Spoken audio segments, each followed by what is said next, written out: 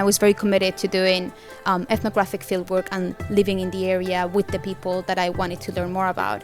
Most of them came from this very same region in Zhejiang province. They've been in Europe maybe for 30, 40 years. They left when they were very young with nothing. And they first worked in other people's businesses, restaurants. Eventually they made enough money, opened their own, had children there. They grew up, they made enough money, they decided to close shop, return, and enjoy life in China. Because they missed China, because they had a really hard time during COVID, or because they want their children to grow up in China, many different reasons. And so they come back, maybe they're in their 30s, in their 40s, and they try to make sense of a life back in China. And this has actually been the group that I've been in most contact with during my ethnography and that I'm very interested in, because they actually struggle very much with that return to China. They sell everything. They sell their businesses, their houses, they move their children back. They're so excited to come back to the homeland. And then they're here for 1, 2, 3, 5 years, and then they realize that all of their skill set that was quite valuable in Europe, they're completely bilingual now, or they've developed all of these business skills. They cannot translate them back to the Chinese environment, and they've also kind of lost the know-how of how to navigate China, which has, gone through incredible changes while they were away. Welcome to the European Guanxi podcast. Today we're here with Teresa Irigoyen-Lopez, who is a PhD candidate at the University of Oxford in area studies. And you have just finished 1 year of ethnographic fieldwork in the south of Zhejiang province. Welcome to the European Guanxi podcast. Thank you. Thank you for having me. So today we're going to talk about your ethnographic research, of course, about anthropology in general, and your topic, which is migration, and in specific also like remigration from Chinese people that have moved abroad a while ago and are now coming back as well. Yeah. So the first question I'm of course interested in is what drew you to this type of research, and why have you decided to do it here in China? Yeah, sure. I think, I guess like a lot of PhD students, my research topic and my research project is quite personal to me, and I feel a very close and intimate connection with it. And so it starts my interest in this area of study and project from many years ago. I lived in China almost 10 years ago now, which is crazy to think about, in Kunming. And when I was living there for a year, I worked at a local NGO that worked with migrant workers in the city. So these were all internal domestic migrant workers who came from either rural areas in Yunnan province or in the neighboring provinces, and they'd moved to Kunming, but because they didn't have the local hukou, right, or household registration, they couldn't access certain services. And this to me was very interesting, that experience. It really revolutionized my whole idea of identity and belonging and so on. And so for many years, I was really interested in the concept of migration, specifically within the Chinese context. Then over time, my studies took me in a different direction. I did engineering, then I did renewable energy, urban studies, film studies, until eventually I gathered up the courage to come back to the topic that I had been quite obsessed with for a while now, and that I kept on making connections with these other areas of studies. So I decided to do my PhD on Chinese migration. But then at the time that I was applying for PhDs, it was 2022. And at that point, China was still closed, and it was not very easy to gain access to the country and be able to do fieldwork in China. And I was very committed to doing ethnographic fieldwork and living in the area with the people that I wanted to learn more about. And so because it was uncertain, the possibility of coming to China, I decided to pivot a bit my research topic and look at international migration instead of domestic migration within China. And so I started researching on transnational Chinese migrants in Europe. And I guess I learned two main things, which is that most of them came from this very same region in Zhejiang province, specifically the southern prefecture level cities of Wenzhou and Qingtian. Wenzhou and Lishui. Qingtian is part of Lishui. And so that's how I got attracted to the area, and just the idea that so many people from this place went to Europe. And then the other thing is that I realized that there's a lot more connections and similarities between domestic and international migration that I'd thought about. So then when I got the chance to come to China, I decided to still look at those areas and do my field within China, but still about domestic and international migration. So that's how I got here. So maybe like many people are not super familiar with what ethnographic research is and what it entails. The fact that it's a mixture between living in the place and researching the place. So could you tell us a little bit about what's special about ethnographic research, and maybe also like start talking about how it was for you to do this type of research in Qingtian. Qingtian, right? So I think ethnographic research is quite unique in that I think it's simultaneously the most obscure type of research because it's very rarely talked about, I think, in academic context or in the classroom. I think unless you're doing anthropology, you rarely come across that methodology, right? And I think sometimes it's even hard to see what it entails or how it could even be valuable in an academic context. And at the same time, I think it's the most natural type of research because it just kind of mimics day-to-day life. It's just like living somewhere, right? So the idea of ethnographic research is that you live in the area and with the communities that you're studying and learning about. And so what is important is just a qualitative type of research, right? A methodology in which you do interviews, but you also do just informal conversations, and you do participant observation, and you then spend an awful lot of time just taking field notes, right? And I do a lot of visual anthropology, so I also take a lot of photographs and videos. But the idea goes beyond just doing an interview or having a conversation, but kind of just being there, immersed in local life, so that you also hear the jokes that are being told, learn about the gossip, right?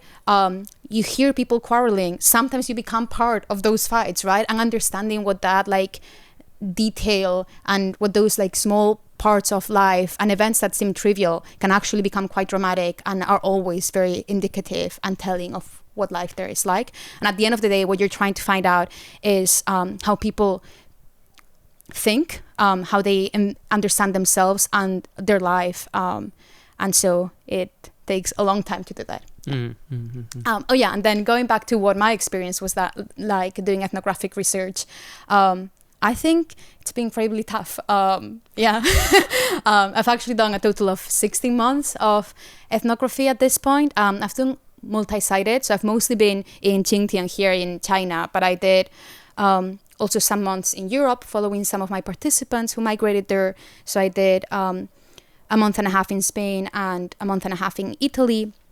And it's just, it just felt like for all of those 16 months, I didn't have a life outside of my research. I think some people are a bit better at finding that. I think many people still are not, because it's almost impossible to an extent, right?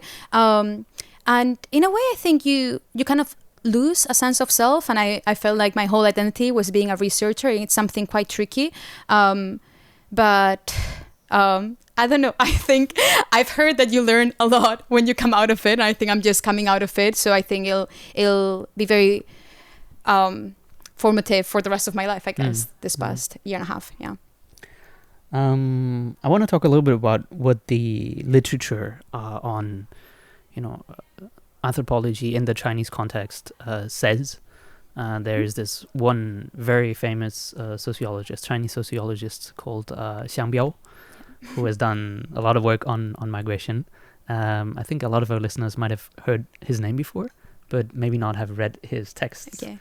I've heard that you've used his theories a lot, so could you tell us a little bit about what kind of theories he wrote and how it relates to your research, maybe? Yeah, sure. Xiang Biao is one of those, I think, thinkers and scholars. I think we all have them, right, where we love them and hate them at the same time, because everything that you thought was so original in your thinking, they've already written about and much better than you ever could. So Xiang Biao is that scholar for me. I I really, really enjoy his work. I was very familiar with it for a long time before I started my PhD. And so it was quite funny to me that I ended up doing research in Qingtian, which is just a 15-minute Gautier ride from his hometown of Wenzhou. So it's quite funny too that like physically there's, I don't know, a connection there too. And so actually, just even starting with the type of communities that he studied, doing his undergrad and his first book was about the Zhejiang village and the Zhejiangese migrant community in Beijing. So he's kind of like worked with a similar community too, of migrants from that same region. And there's so many concepts and theories that he's developed that have been very influential in my thinking. And we could talk about this for too long. So I'm just going to maybe mention one that's related in a funny way because I expanded in a way that's quite unique to my research, which is migration infrastructure. And he developed this concept with another migration scholar called Johan Lindqvist, who's Swedish, I believe, but also does work on Asian migration. I think he focuses on Indonesian and Southeast Asian migration. And together they developed this concept of migration infrastructure, which is this idea that there's this system of interconnected technologies and institutions and different actors that make migration possible, but that also condition mobility. And then they get into this idea of infrastructure involution, right? Where you're trapped inside this system of self-serving and self-perpetuating infrastructure of migration. And they've developed this concept based on a lot of ethnographic research in Asia, particularly in the Chinese context. And maybe a lot of people are familiar with this idea of involution, right? In China, 内卷, right? Which is quite common, this idea that you're like trapped in this like rat race, right, where you're like trying to move forward but you can't because you're like stuck in the system that doesn't really let you go anywhere, or the idea of suspension, both of which are concepts that Xiang Piao has written extensively about. And these are all concepts that I that have come up in my research, less so than I actually imagined before starting doing my fieldwork. But in terms of theory, this idea of migration infrastructure is very interesting to me because infrastructure as a material, in the material sense, right, in the physical sense of the built environment and homes, has been a huge part of my research. And so I think of a very similar way of how it traps us, but from a very physical perspective. In my town, the main focus of my research is how migrants are shaping the built environment of Qingtian and how in turn that built environment shapes them and their identities as migrants. So it's a very similar connection, but looking at infrastructure on the more literal sense. So that's kind of a beautiful, I think, connection with Xiang Piao's work. Okay. What are some other concepts in the literature or other anthropologists that are related to your work? So I guess as my previous studies and background maybe has made clear by now, I think I'm a very eclectic learner and thinker, and I like combining a lot of these different disciplines. And so I think it's quite varied. A lot of the earlier theories informing my research and my general interest have to do a lot with the idea of like space. As I mentioned, my focus is a bit on the architecture and the built environment of the Jiaoxiang of Qingtian. And so, for instance, like Henry Lefebvre's conceptualization of the production of space, or David Harvey's The Right to the City. In my research, I talk about how returnee migrants understand public and private space upon return to their homeland, or Guy Debord's notion of the spectacle is quite important with how they perform foreignness or Chineseness in their choices for different designs of buildings, both from the side of migrants and also from the local government initiatives. But then, of course, a lot of like scholarship, China-based scholarship, like Julie Chu's, Tielis, and a lot of other amazing anthropologists that have written about Pan Tianshu, about the built environment in contemporary China and how it shapes notions of selves and home and so on. But I think beyond that, I am very interested in mixing methodologies too, not just types of scholarship. And so I employ a lot of like visual ethnography, as I was mentioning, but also just like literary, like film analysis of both the type of content that my participants consume and produce. So that's quite exciting, I think. Yeah. Mm-hmm. So what are some of your findings? I mean, you spent so much time there. Like, what have you found? Yeah, what have you done? What have you found out? I guess many things, and it's quite hard, I think, after you've spent so much time doing fieldwork to organize your findings and your thoughts. And I'm only just at the beginning of that next phase, right? But a lot of it has to do with, again, the idea of space as a focus is something that interests me.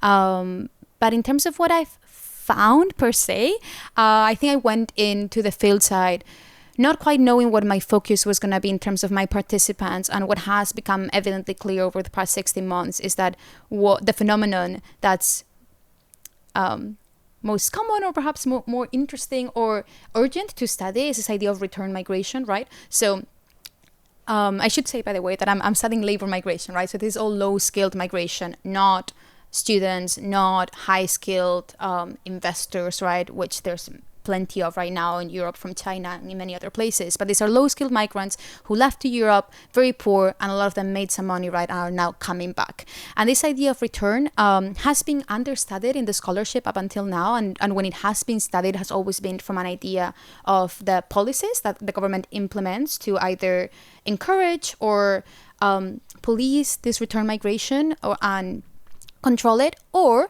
the return experience of these high-skilled migrants or international students that I mentioned. But very little attention has been given to these low-skilled migrants, and so return has been a huge focus of study. Yeah. And I guess one thing that's interesting about this idea of return is that we often don't think of people returning to China, and this is quite common in countries that have been traditionally like sending countries, right, from which people have migrated to other countries. And especially, I think, around COVID, there was this idea that everyone was trying to flee China, right? And there was this idea of renxue and the study of renology, right? And initially, that shaped a lot my initial like research proposal and thinking, but that's not at all what I have found in my results. And I think, obviously, I'm studying a very different community, which is politicized too, but in a different way, and that had a very strong attachment to their homeland, and for whom actually COVID marked a return phase to China instead of fleeing from China.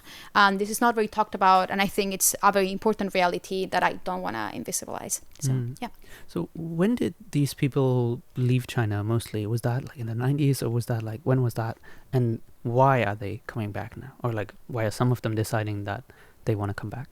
Yeah, so the history of Chinese migration is quite long. I guess a lot of people who live abroad in areas that there's a big Chinese community that has already been there for quite a few decades. They might be, for instance, the Chinese community in the US or so on. A lot of them came from Guangdong and Fujian, right? All of these regions that had earlier waves of migration, including the UK too. There's a lot of Fujianese migrants there. And then when Zhejiang started having enough money for people to, having enough money to be able to emigrate, but not enough that people would still want to emigrate, right? Then Europe, continental Europe, appeared as a bit of a blank state, right? Where there were not too many Chinese migrants, and so it would make sense for them to migrate there and open up their businesses and so on. And so it was mostly this later wave of migration towards the end of the 20th century that headed there, especially in the 1980s and 1990s.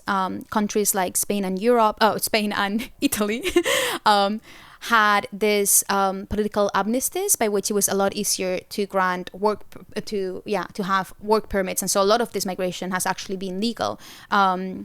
And so it was mostly those decades in which China was still much poorer than these regions, especially the currency exchange meant that they could make a lot of money, that allowed large waves of migrants to migrate there.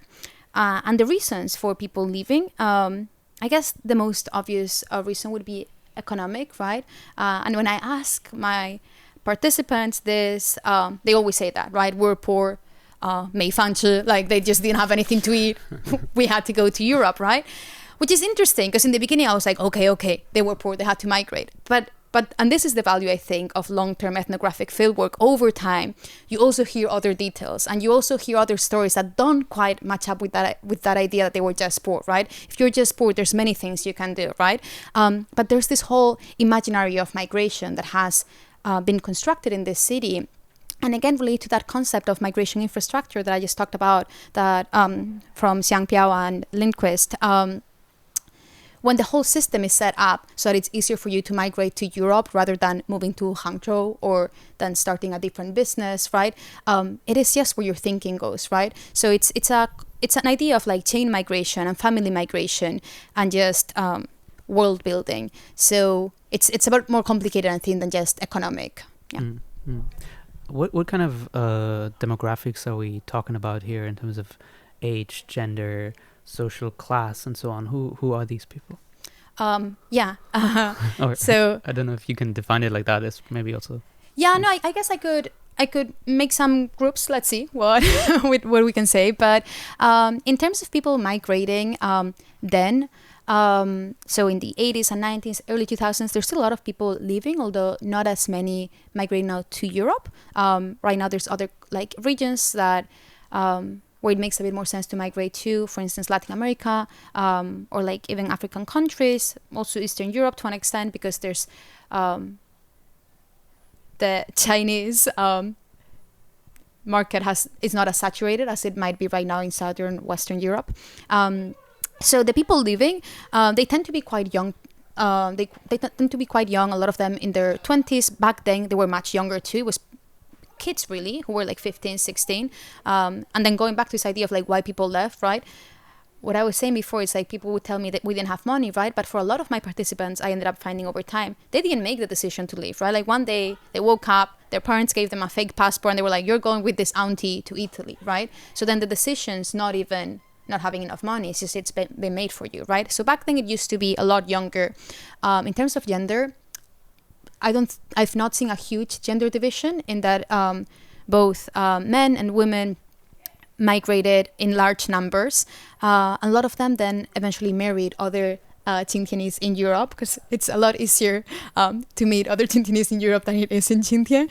Yeah, and participants have told me this story repeatedly. Yeah, I was looking for a wife, so I came back, and then I realized they were all in Europe with me. So in terms of gender, they both left separately. Some of them married, some of them, yeah. And in terms of socioeconomic class, back then, I don't think there was such a stark division. People who were better educated had the chance to stay because they could, they were better educated, so they could also become civil servants, right? Like all the people that had access to government positions to become gongwuyuan and so on, they stayed. So it was the relatively privileged that stayed behind, right? And the ones that were not so, that left. Now, this situation has obviously changed dramatically. What we see today, right, is that a lot of people that left have now made crazy amounts of money. Some of them, not everyone, but a lot of them are coming back with significant businesses behind them, and they come back as investors, or they come back not as investors but as happily retired successful migrants, right? And here I think we have quite a few different groups. So in terms of return dynamics, I would maybe say there's kind of like three subgroups of people. The first one would be this group of like successful returnees. They've been in Europe maybe for 30, 40 years. They left when they were very young with nothing.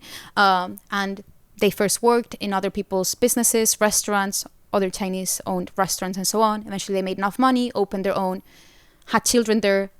They grew up, they made enough money, they decided to close shop, return, and enjoy life in China. So that would be the first type of returning migrants. The second one, I'd define them as slightly younger. They are not ready to retire quite yet.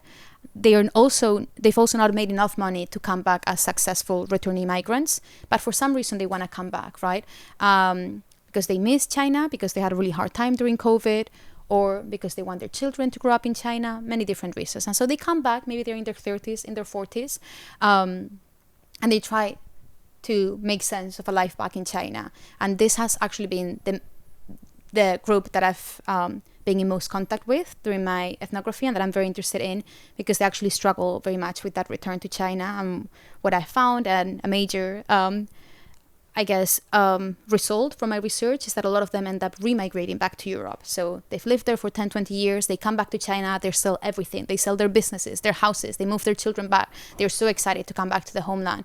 And then they're here for, 1, 2, 3, 5 years. And then they realize that all of their skill set that was quite valuable in Europe, they're completely bilingual now, or they've developed all of these business skills. They cannot translate them back to the Chinese environment. And they've also kind of lost the know-how of how to navigate China, which has, gone through incredible changes while they were away. And so they feel quite lost and left behind. And so they end up going back to Europe. And then the third group of returning migrants is actually quite interesting because in a way they're not returnees at all, because they would be the second generation migrants or even third generation, right? So the children of these first generation migrants who already grew up in Europe. So either they were already born in Europe or they were born in China, but then spent most of their adult lives there. And so they're coming now back to China because China now is economically and even culturally, politically perhaps, doing better than the host countries that their parents migrated to and where they grew up in. And so they're returning to China, a lot of them to Qingtian, a lot of them maybe to improve their Chinese skills, maybe to see what life would be like in China.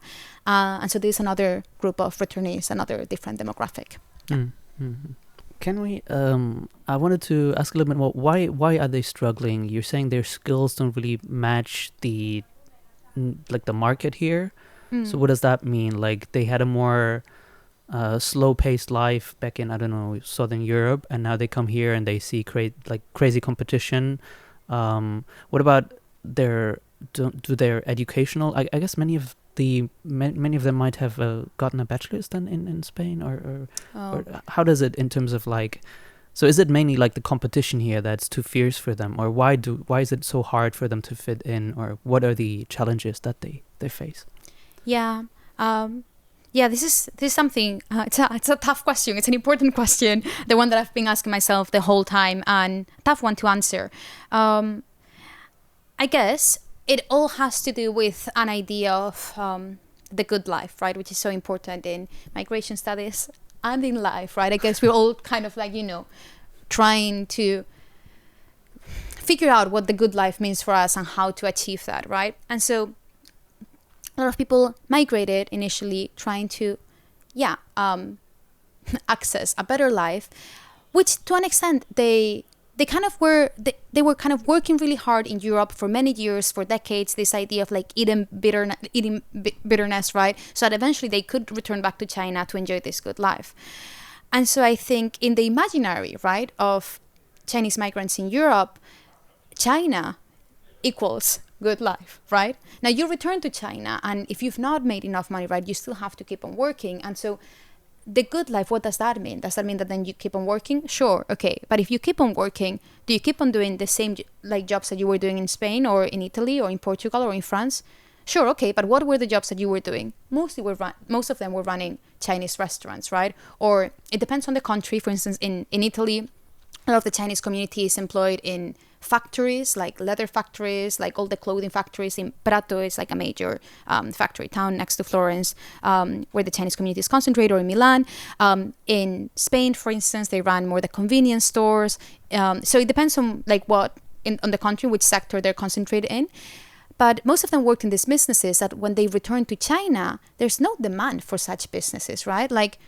Who are all the people who want to go to a Chinese restaurant in China, right? And so they kind of have to change their tactics. And what they end up doing, a lot of them, they end up opening European businesses, right?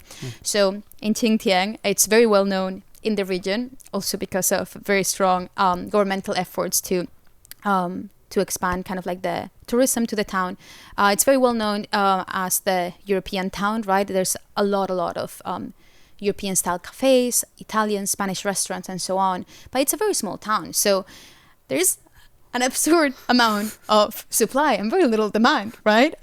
Especially because all of these people, they either already lived in Europe, so they're kind of fed up with all the pasta and all the paellas. Or even if they lived in Europe, they didn't really venture into that side of European life, right? They were still very much part of the Chinese community within it, and they worked in Chinese restaurants or still live within that community. And so there's kind of a mismatch of skill set and demand, right? So that would be number one in terms of economic return options. But I think beyond that, it's this idea of kind of like an emotional and a psychological sense of belonging and of return.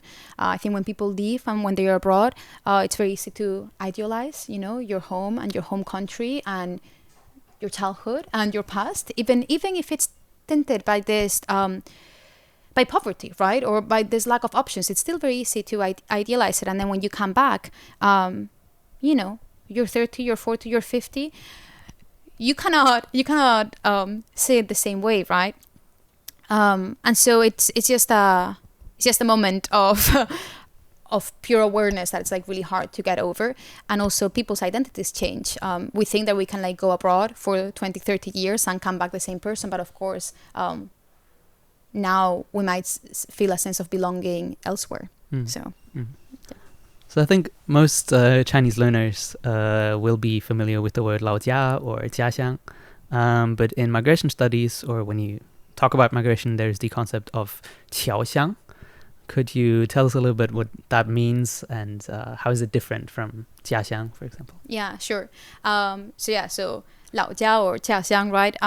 It's the general term for hometown, right? The first character just meaning home or family, right? And then the second one being village, right? Or country or whatever. In 侨乡, the first character here, the 侨 is from 华侨, right? So from overseas immigrant, basically, overseas Chinese.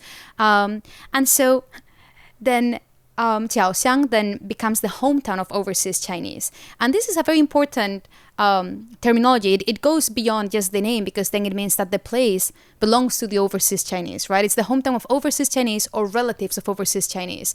So I think there's a sense of dispossession or dislocation by those locals who have perhaps never migrated, right? Is it less so their hometown because they are not migrants, right? So it's a very important distinguisher, I think, here. And in my field site in Qingtian and in a lot of similar villages that are historically immigrant-sending villages in Zhejiang, but Fujian too, and Guangdong, they all use this terminology of 侨乡. And in Qingtian specifically, there's a very strong push from the local government to label the place as such. And there's a lot of place-making efforts from both, I think, the migrant community and institutionally. Yeah. What do you mean by place-making? So, yeah, I guess this is a term from urban studies, I guess, where you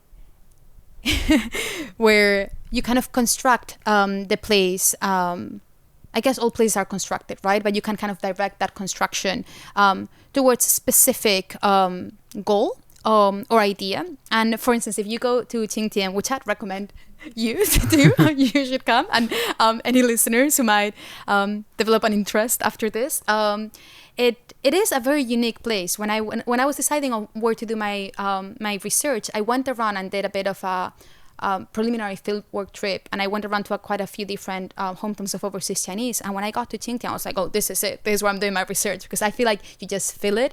And what I mean by place-making efforts, if you go around town, you see a lot of signposts where you see like in the trees, right? You'd have underneath it, it's a 青田侨乡, right? Or like 青田 hometown of overseas Chinese, or it'd say like happy hometown of overseas Chinese. There's all of these kind of like labels, right? Describing the place that you're already physically in as this other place, right? So it's a very important affective experience of you're not just in the place, you're being told what that place is and how it should feel like. Mm-hmm. So now that we move to that, can we talk a little bit about what it felt for you to be in that space? Because it's very hard for me even to try to find out what is the right question to ask. Like maybe we can, because I have no idea what it feels like to live for 1 year in this town. So maybe could we start first with how did the people in the town react to you as a researcher there? How were you sort of integrated, tolerated in the community? Yeah. No, this is a great question. I think a question that everyone who's done ethnography gets asked a lot and asks themselves a lot too. It's also an interesting question, because I think if you'd asked me this a year ago when I'd only done a few months of fieldwork, I would have probably given you a very, very different answer. And by that I mean that it's not only that people's reactions to me have changed, which they have, but also my own understanding and my own reaction to their reactions has changed too, right? Because I've been there for a long time. I guess originally I found it very welcoming. I think number one would be people would see me on the street, and there's something quite cool about my research. I think a lot of anthropologists and researchers in general, they struggle to find research participants, right? And people that might want to talk to them. And that was a fear that I had to an extent because I didn't really have any connections to the site before I started my project. But in my case, it was the complete opposite. Participants would like run to me, right? And they'd be like, talk to me. So to an extent, I had like data saturation very early on. I had a lot of people who wanted to like talk to me just because I looked different. And as every foreigner in China knows, a foreign face is always, huge news. So very welcoming in the beginning. Something was quite funny was that people would run to me and they would immediately ask me if I was Spanish or Italian, which is something that you don't get in the rest of China, right? In the rest of China, before it was a lot of American. Now I get a lot of like, are you Russian, right? Because I think things have changed too in the past 10 years, right? But those tend to be the main countries, right? Or like British or whatever. You're not normally asked, are you Italian, right? When you're in a small town in China. Funnily enough, I am Spanish. So they were right most of the time, which was quite funny. So I think that was a very, beautiful initial encounter with people. And I felt quite welcomed. Over time, a lot of people just, learned who I was, of my research and so on. So there was like less of a surprise factor.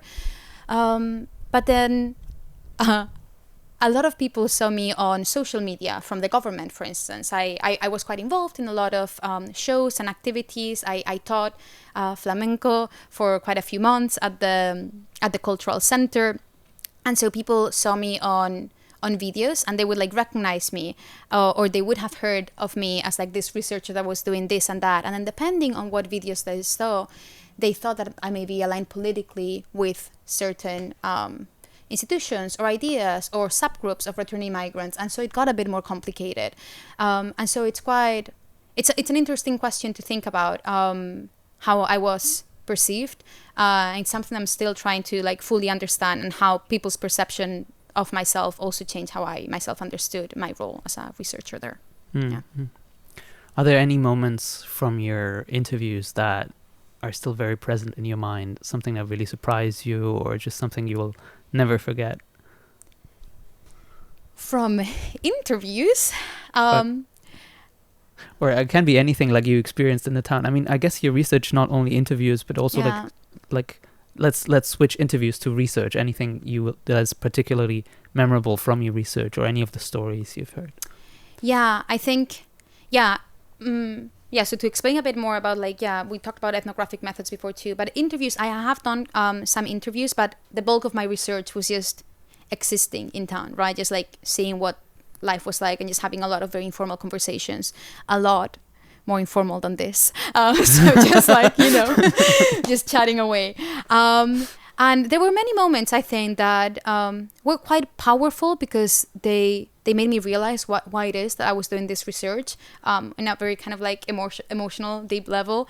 There were moments where I like cried because of things that participants shared with me. And that was a very kind of powerful realization of the extent to which my research was shaping me. And I think the first time that it happened, it was a very close participant, a really close friend, my closest friend really, who decided to migrate back to Spain here on her family. And we'd grown really close. We'd known each other for over a year at that point. And they told me that they were remigrating back to Spain, and I literally, I'm about to cry right now. I was starting crying, and I was like, how unprofessional of me, right? To start crying because I'm just realizing, right, that a participant who's a migrant, and which is the phenomenon that I'm studying, right, has decided to re-engage in a new migratory journey. And so that was shocking, my own reaction and my own involvement. But related to this story too, and to many other stories, was the temporality of it. I think in my own context, I've migrated a lot too in my life, but it always was a more planned journey. I would not think to migrate halfway across the world a week before it happens, right? I would not think today, in 4 days, you know what? Let me why not? Let me move to Senegal, right? Uproot my whole family, take my 10-year-old child. We're going to start a new life in Senegal, right? And this is what I saw again and again during my research. The temporality, there's a complete mismatch with how I understood time before my research and how I understand it now. Decisions are made like this, and lives change completely from morning to evening. And so, yeah, those were moments that stood out. Why so abruptly? Why so unplanned? Yes, right? Why so? I think everything that seems unplanned, right, might not be so. And it's hard to realize what it is that drives a decision, right? Or what it is that becomes a catalyst. But a lot of them are very a lot of people's migration decisions are shaped by the community that they belong to too, right? So if you've got a relative in Brazil that hears about a new business opportunity and they tell you, hey, I know you've been struggling upon return to China. This person's looking for a business partner. They're going to do great. They're starting next week. You maybe go and do it, right? So a lot of it has to do, I think, with other people's involvement, and this is something this is a huge result from my a huge finding from my research. Migration is a lot more communal within this region and within this town than it might be in other places. So both the type of migration that you engage in, where you go, what type of business you run, who you go with, is a lot more communally decided that I had expected or imagined before. Yeah. Okay, let's try to tease out a little bit more of the stories that you've learned. So what are some stories that you found interesting, or any success stories or stories of failure that you heard about? So even how that question is framed, success and failure is quite tricky, right? It's quite tricky to obviously talk in those terms about other people's lives, but even yourself, right? To understand what it means to succeed or what it means to fail. Let me give you just some, I think, stories that are very striking and quite exciting. One of them is from a specific research participant who I met when I'd been doing around half a year of fieldwork. I was going through a period too where it was just, sometimes fieldwork, as I mentioned, is quite tough, right? And there were some months where I just really struggled because it's really tough to feel like an outsider so much every single day, right? And you start kind of questioning the value of your work. And I was like, you know what? I'm going to go and do a cycling trip around China. I really enjoy cycling, so I was like, I'm just going to take a break, cycle for a while. And I'm looking at videos of cycling routes through China, and then I come across this video of this girl who's on a 2+ year long journey from Zaragoza in northern Spain to Qingtian in Zhejiang in eastern China, my field site. Out of all places, this girl cycling from my home country, Spain, to my field site in China, right? It's a crazy journey. Over 15 countries, I think 14,000 kilometers. So the girl in question is Sara Chiu, who's happy for me to disclose her name. And she's a second generation Qingtianese Spanish, not migrant, she's a second generation Qingtianese Spanish woman in her 30s. And she decided to embark on this multiple year long cycling trip from China to Qingtian. And so she arrived in Qingtian when I was already there. We'd already been in contact at that point for a few months. And so when she got to Qingtian, we met there, and I also met her family and so on. And this for me is a very remarkable story because it really talks to the pool of roots, right? And of a sense of wanting to find out the places that you belong to and that build who you are and your multiple identities. But I think perhaps more interestingly, I think talking to both her and her family about their different experiences, right, in Spain and in China, in moving across time and space and socioeconomic classes and a lot of different variables.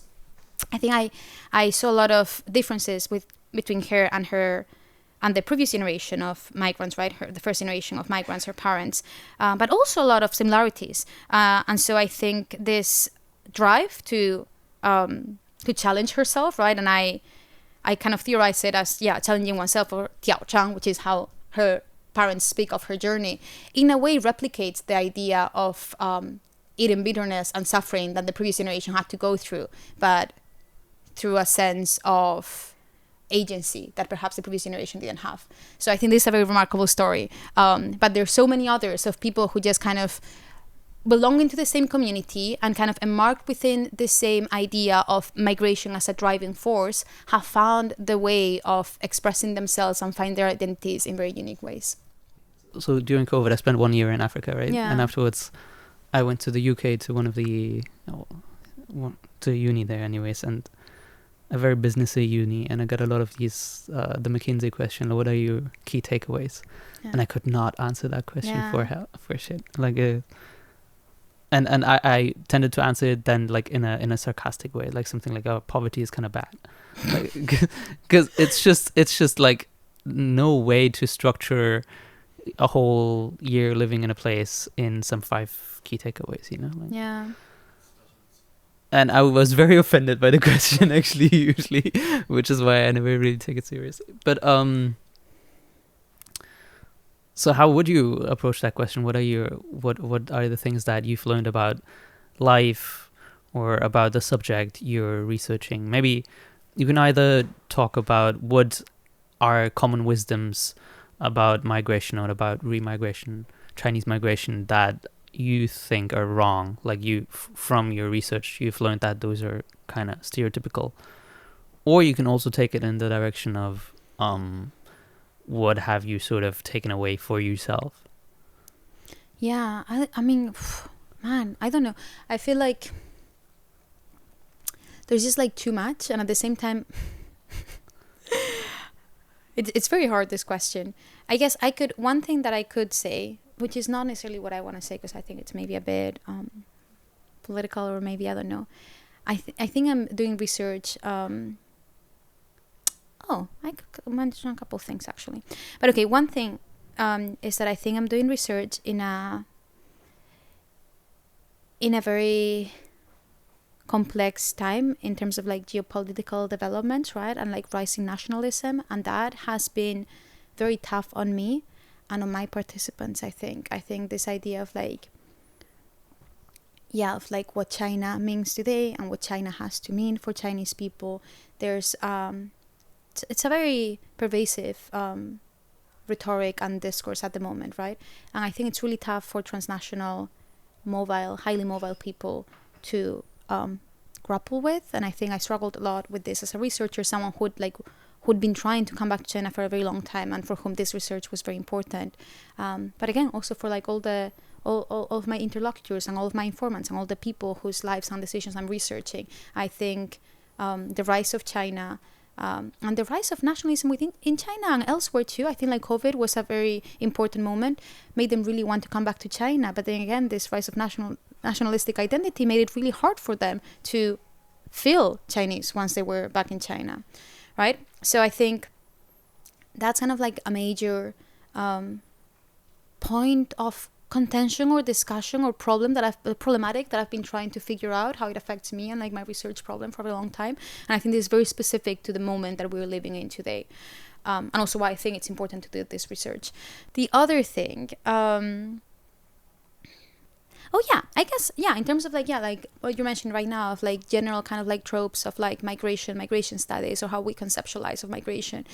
We even talked a bit about it now when you asked like who are these people, right? Why did they migrate and so on, right?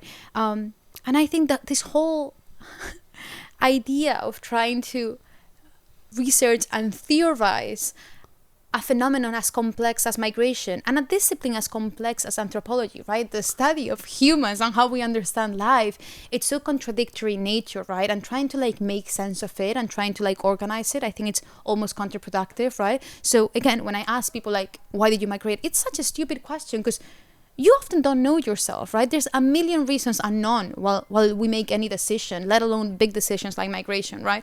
So I think if anything, what I've learned is that we don't know why we do the things that we do.